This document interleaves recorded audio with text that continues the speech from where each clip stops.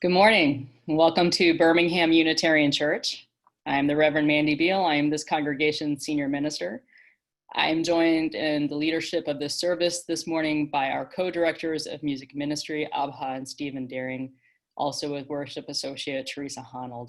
We benefit greatly from the technical support of our communications coordinator, Sarah Constantakis. VUC is a spiritual home for all people of goodwill. The lay leaders of this congregation have worked over many years to earn special designations from the Unitarian Universalist Association.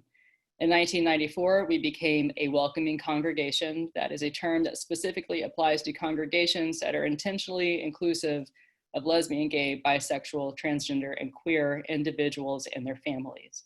We are also a green sanctuary congregation, which means that we are committed to environmental justice and work within our congregation as well. Our commitment to both of these programs was renewed this year. And although there is no such designation for racial justice work, we are equally and deeply committed to that as well. After the service, we invite you to stay for a virtual coffee hour. You will be randomly sorted out into breakout groups, and we hope that you'll participate in this opportunity to connect with others. If you are worshiping with us for the first time today, we extend a special welcome to you. We hope that you will stay and get to know us better. We have 3 announcements this week. First, a worship announcement. I usually say that we worship every Sunday at 10:30, but this next week might be a bit different. We are streaming the closing worship service of General Assembly.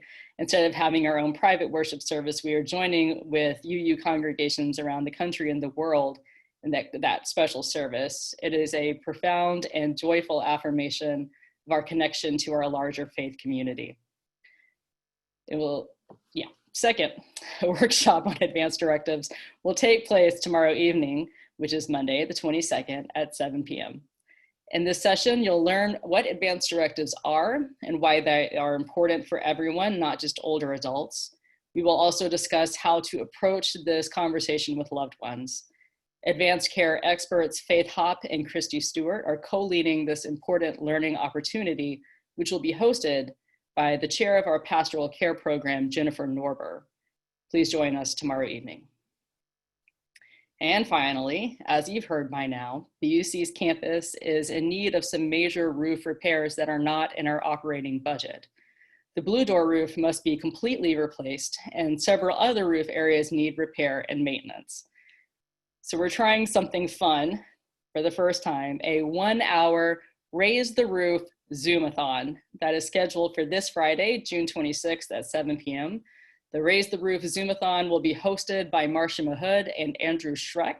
It will feature bits of entertainment and music by Jim Beiser, Eric Sargent, No Trouble, and more. We'll also hear from our kids about why they love BUC so much. Don't miss this event. It's a Zoom party for all to help raise the roof. That's this Friday at 7 p.m. Zoom access information for both of those events is available on our website. Thank you again for joining us this morning or whenever you're watching this. Although we are not together physically, we are together in spirit, and it is good to be together again. With that, our service will begin. Good morning. Stephen Deering's solo guitar prelude will be a piece called Sunburst by American composer Andrew York.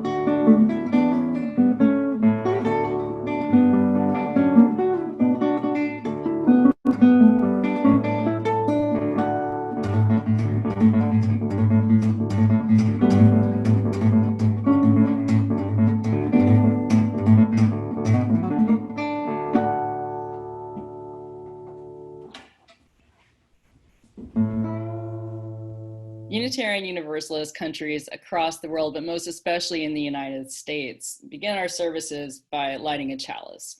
We don't often talk about why. In the early 1940s, political dissidents, intellectuals, artists, and others were fleeing the Nazi regime. The newly formed Unitarian Service Committee supported many of these refugees by supplying them with new official documents. The USC commissioned a logo to stamp on these documents so that they were more convincing. The chalice became synonymous with Unitarians and later Unitarian Universalists. The elements of life that we'll be discussing today are rarely in balance, but sometimes we tip the scales in favor of justice. And we light the chalice as a reminder of our participation in that work.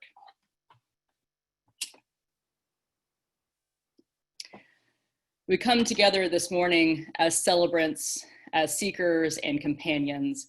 We enter into this, the longest day, joyfully, allowing ourselves the beauty of this time together in which we may rest our cares and sorrows and allow our hearts and our spirits to be uplifted. I invite you to take a deep breath, drink in the beauty and community that surrounds you in this place. And as you release it, become more centered here in the now.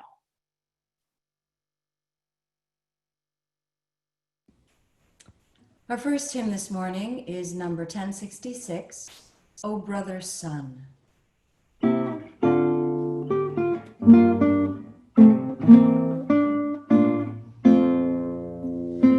O brother sun, you bring us light, all shining round in fiery might. O sister moon, you heal and bless, your beauty shines in tenderness.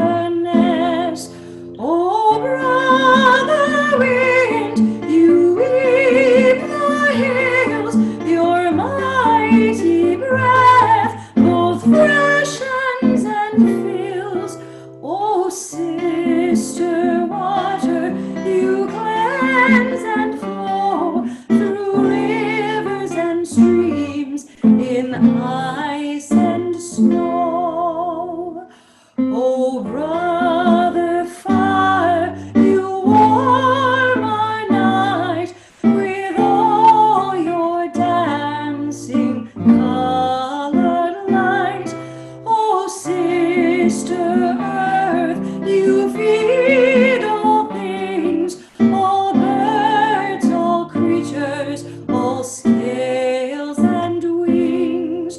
O sister death, you meet us here and take us to our God so near. O God of life, we give you praise for all your creatures, for all your ways.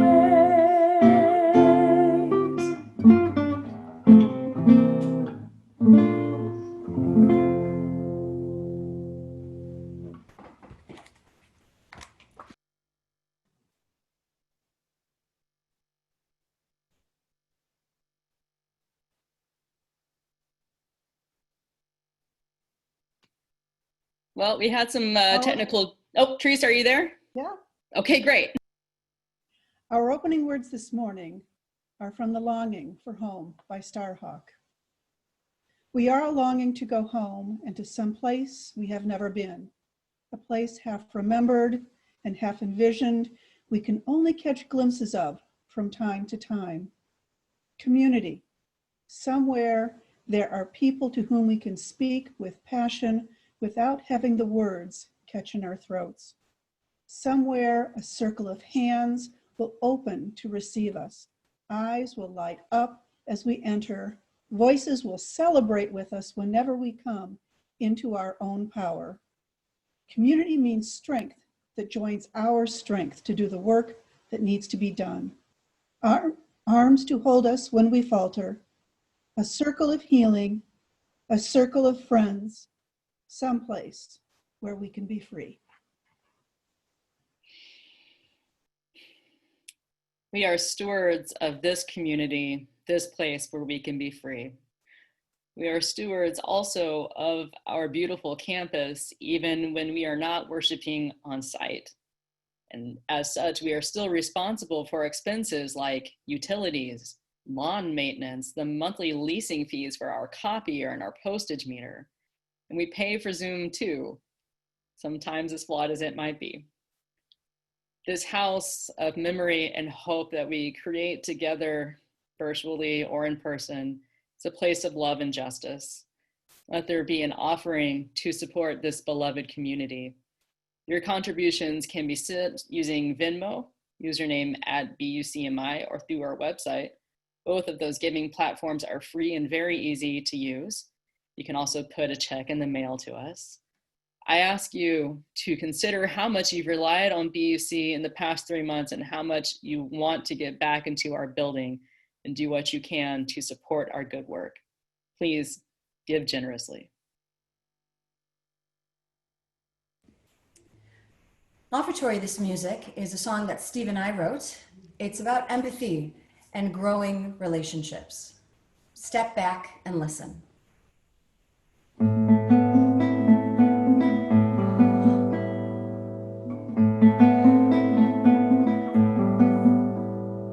What color are you?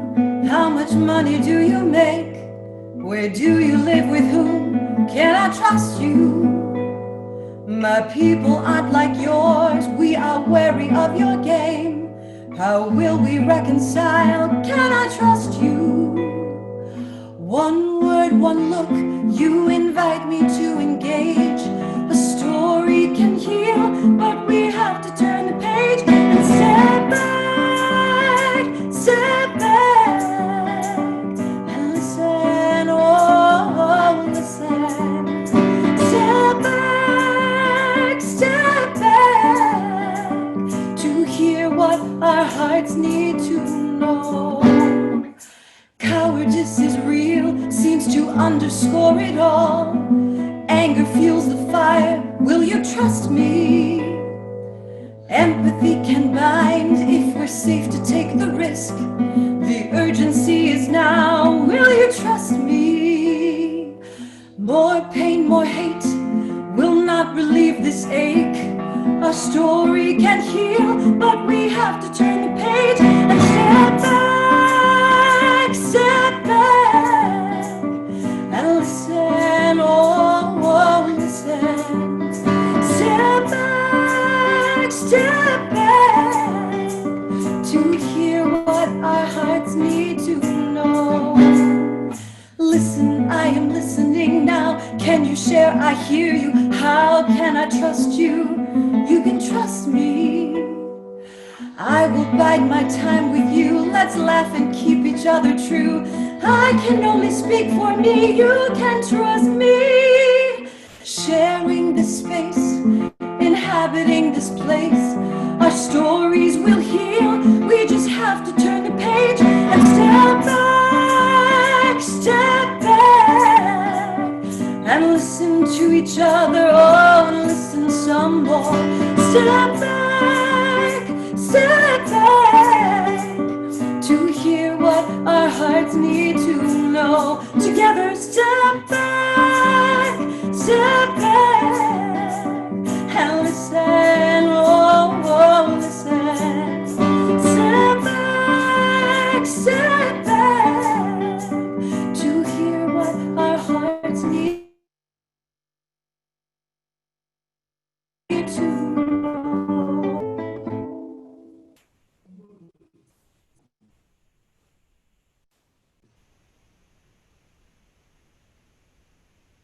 We enter now into a time of prayer, reflection, and centering. We begin with a sharing of joys and sorrows from our community. A note of both joy and a bit of sorrow. The 155th celebration of Juneteenth was this past Friday. It is a joyful celebration of the end of American chattel slavery and a reminder that we still have so much further to go for the full liberation of Black people in this country.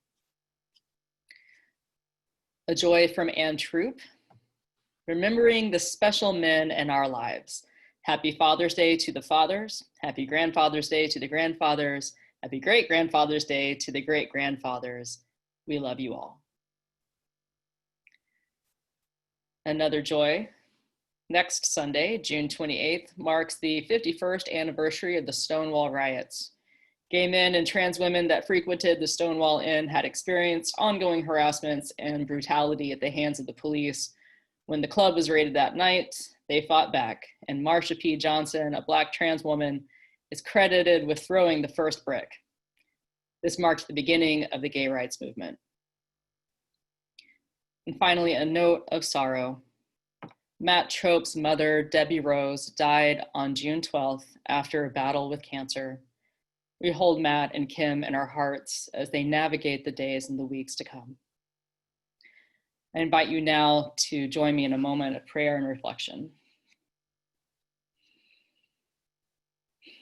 Spirit of life and love, bringer of light, keeper of life, join us in this moment. May we feel our love for each other grow warmer. May we feel ourselves bloom into joy and to hope on this day. We do remember the men in our lives who have played positive roles, who have been protective and kind, who have shown us new ways of doing things, and we're also gentle. We think of other people who have taught us those things and been those things for us as well. We move closer to embodying a positive masculinity in all that we do. Let us be held together this morning in the face of ongoing difficulties in our country and see somewhere in there a place of hope, and a place of ease, and a place of lightness. May we too continue to be strong and gentle, fierce and loving. May it be so. Amen, and blessed be. Ready?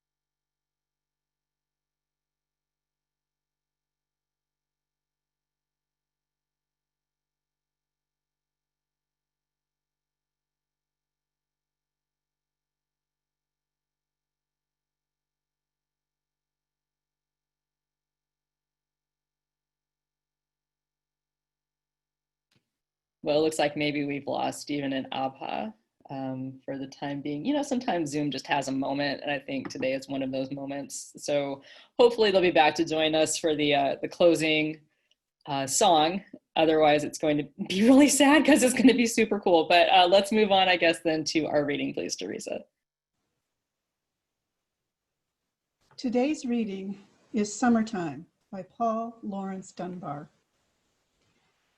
When summertime has come and all the world is in the magic thrall of perfumed airs that lull each sense to fits of drowsy indolence, when skies are deepest blue above and flowers are flushed, then most I love to start while early dews are damp and wend my way and woodland tramp where forests rustle, tree on tree, and sing their silent songs to me.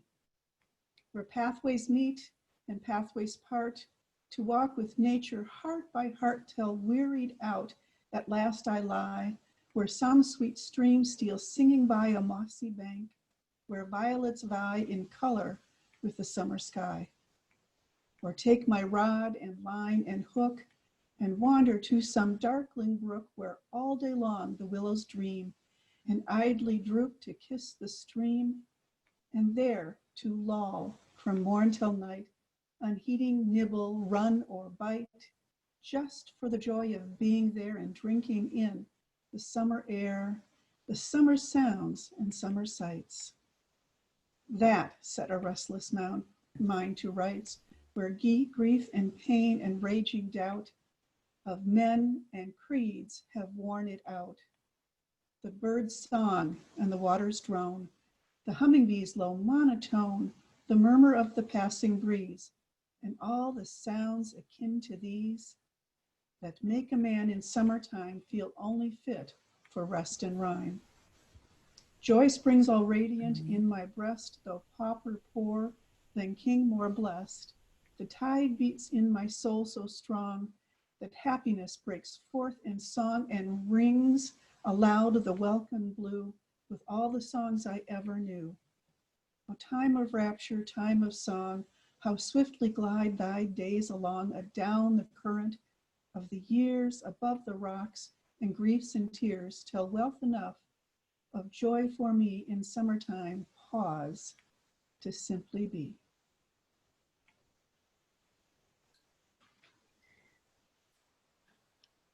Over the past months, we have come face to face with some of the worst failings in our society. Racism, income inequality, hyper-individualism, political corruption, homophobia, transphobia, more. We are living in outrageous times.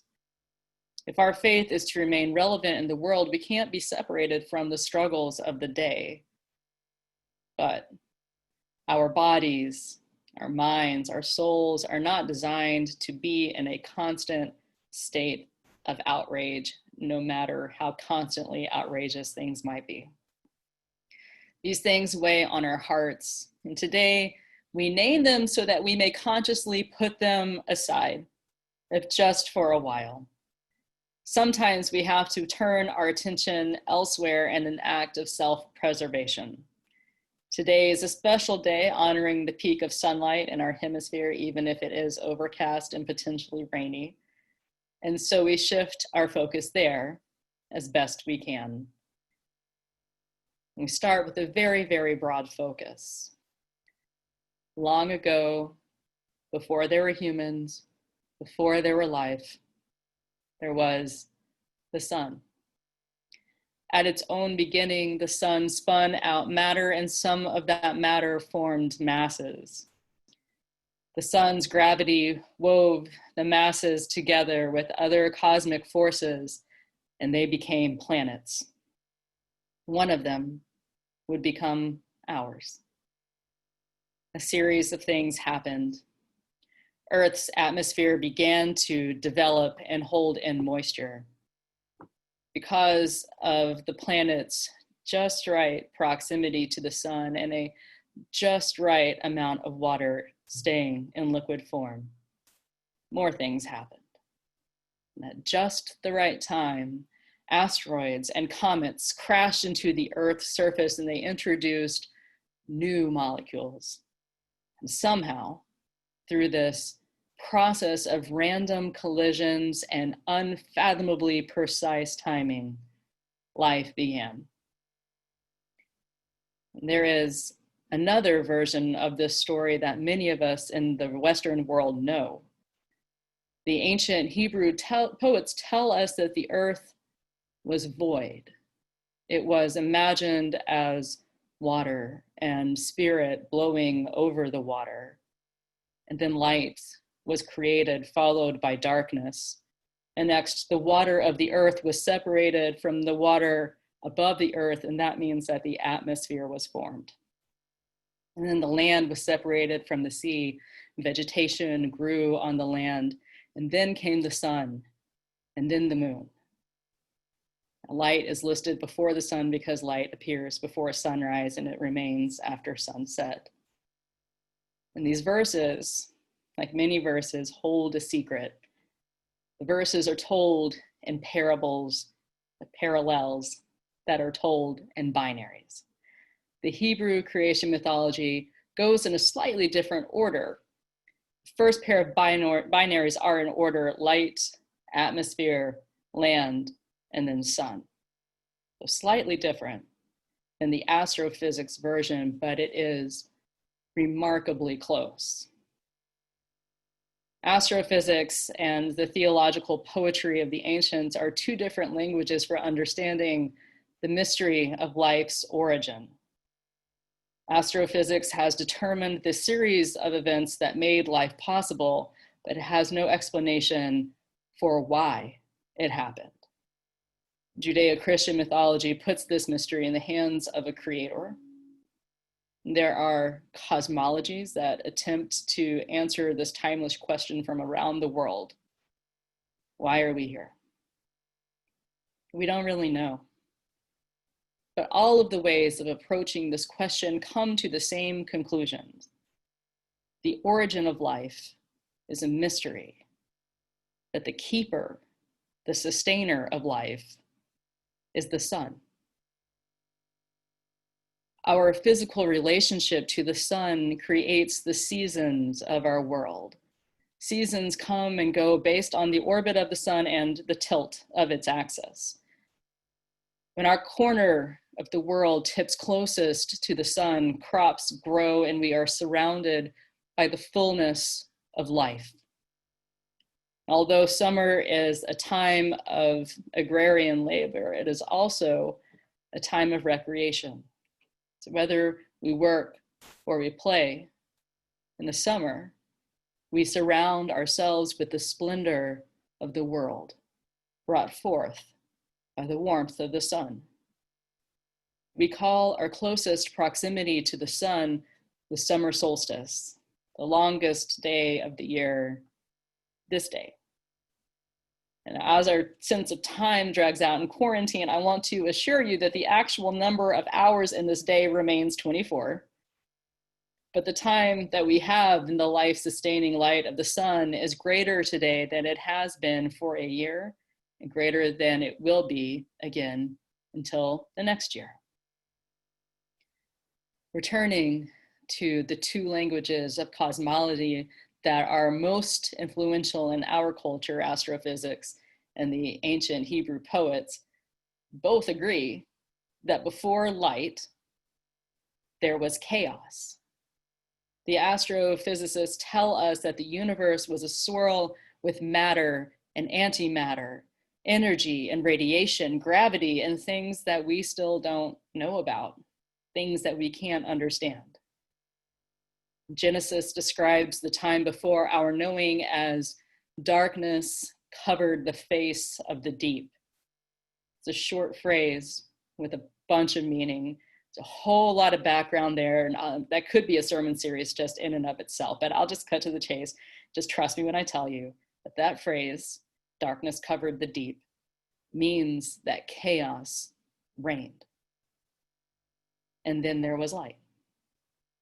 Before the beginning of everything, it wasn't nothing, it was chaos. And life cannot exist in chaos. Life needs order. Life needs darkness and light, land and water, sun and moon. Our physical world is created by the interaction of molecules, heavy elements, gravity, matter, antimatter, and so on. And as the children of this process, we are the same. We are made of stardust, and we are made of the earth. And as the universe was created, so we are created in all of our aspects. We are inseparable. Our interior landscape is also a complex combination of emotions, sensations, experiences, pleasure and pain, joy and sorrow, justice and outrage. It is inaccurate to say that life needs a balance of such forces, cosmic or emotional. Life does not need a balance, it needs the regular, observable interplay of those forces. We know what happens when cosmic forces combine just so. And we know what happens when our earth aligns with the sun just so. And we know what happens when our emotions align with the state of the world just so. And sometimes there is a balance of things, and we celebrate balance on the equinox, but today is not that day. This is not the equinox. This is the summer solstice, and it is a perfect imbalance that favors the light. It is the course correction for the darkness and the chaos. We are brought close to the sun that gives us light that defeats that chaos. On this day, of extravagant sunlight, hidden or no. The earth tilts toward the sun, and so do we. We hold up our fears and our careworn hearts that are still with us. We hold them up to that light. We offer up our outrage to the sustainer and the keeper of life. And as we are bathed in that light, our hope, our joy, and our love bloom forth in effulgence and generosity and beauty. May it be so today and the days to come, the days of sunshine. Amen, and blessed be. And we enter now into our annual celebration of Flower Communion. Today, we join with other UU congregations around the world in celebration of Flower Communion. The ritual is a beautiful symbol of unity and holds an important place in BUC's history. On June 4th, 1923, Unitarian minister Norbert Čapek introduced Flower Communion to his congregation in Prague.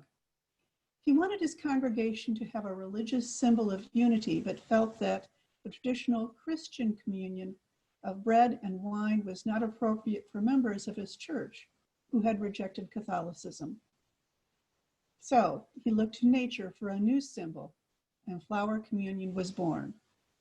In 1940, Flower Communion was introduced to the United States by Norbert Čapek's wife, Maja Čapek, who was also a Unitarian minister. The practice grew and is now celebrated in many UU congregations on the last Sunday before summer recess.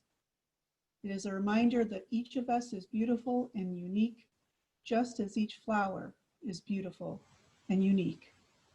This is a celebration of the vibrancy of human life and the beauty of diversity. Norbert Čapek was a martyr of liberal religion. He was arrested by the Gestapo in 1941, imprisoned at a Nazi concentration camp, and executed in 1942. His religious conviction that all people have inherent worth and dignity was considered a danger to the Reich, and so they silenced him. When we celebrate Flower Communion, we honor the memory of Dr. Norbert Čapek, and we reaffirm our belief that each of us has worth and dignity. Our congregation, of course, shares a special connection to this piece of UU history.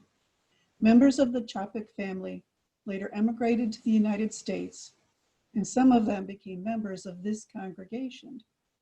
And of course, it is in Dr. Čapek's memory that our woods have been named. In Flower Communion, we typically bring in one flower and then we leave with another flower. The flower that we bring in is a symbol of the thoughts and feelings and beliefs and who we are that we bring to our beloved community. The flower that we leave with symbolizes how we are shaped by each other's thoughts and feelings and beliefs and who we become together. This year's Flower Communion is a little different for obvious reasons. So today we've made signs declaring what we love about our church. And some of us brought flowers too, which is great, but not required. So at this time, I invite you to change your view to gallery if you haven't already. We'll hold up our signs, and I think Sarah's going to put a spotlight on some of them. And if you don't have a sign, I ask you to think about something that you love about BUC and hold your hands up in a heart.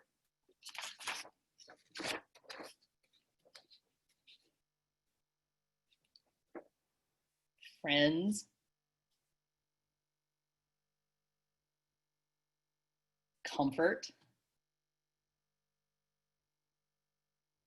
support,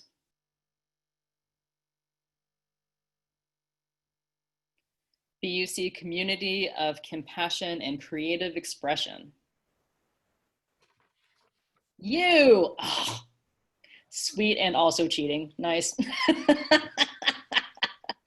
Resilience, yes. Beloved community, beautiful. heart hands. My extra fancy handwriting here, I'll give you a translation. This says, amazing lay leaders, beloved community,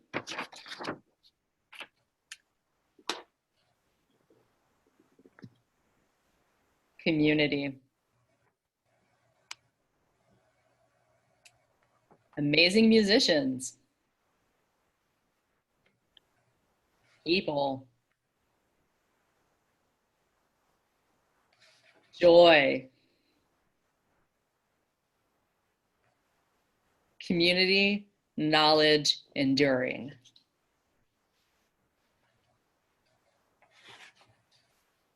Peace sign from Brianna. We love a lot of things about our community. The things that we have written on these pieces of paper and the things that we're holding in our minds and in our heart, this is what is blooming at BUC. These are the seeds that we have sown and we have lovingly tended over the years. And we've done that work together. Sometimes we've done it better than others. Sometimes we have followed a tradition or we have worked without a playbook. We've done it in good weather and in bad weather, but we have never done it alone. Ours is a community garden. We come in with something, we leave with something else. There's a good chance there are things growing that we have no idea about, but will become beautiful and flourish in their own way over time. May that be so today and always.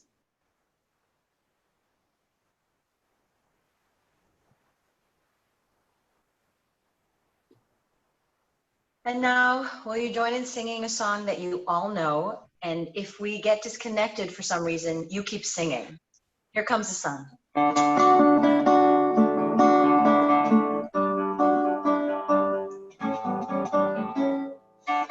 comes the sun, doo-doo-doo.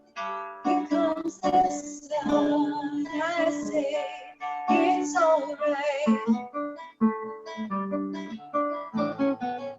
Little darling, it's been a long, cold, lonely winter. Little darling, it feels like years since it's been here. Here comes the sun, doo-doo-doo. Here comes the sun, and I say it's alright. Little darling, the smiles returning to the faces. Little darling, it seems like years since it's been here. Here comes the sun, doo-doo-doo. Here comes the sun, and I say it's alright.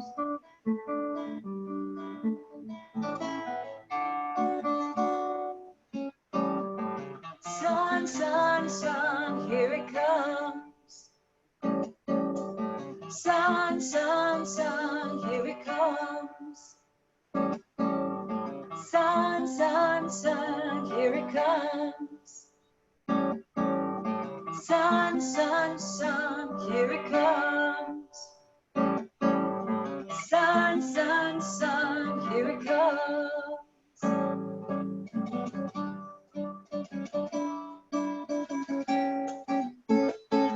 Little darling, I feel that ice is slowly melting.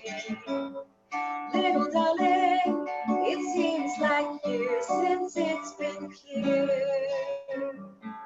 Here comes the sun, doo-doo-doo. Here comes the sun, and I say it's alright. Here comes the sun, doo-doo-doo. Here comes the sun, and I say it's alright.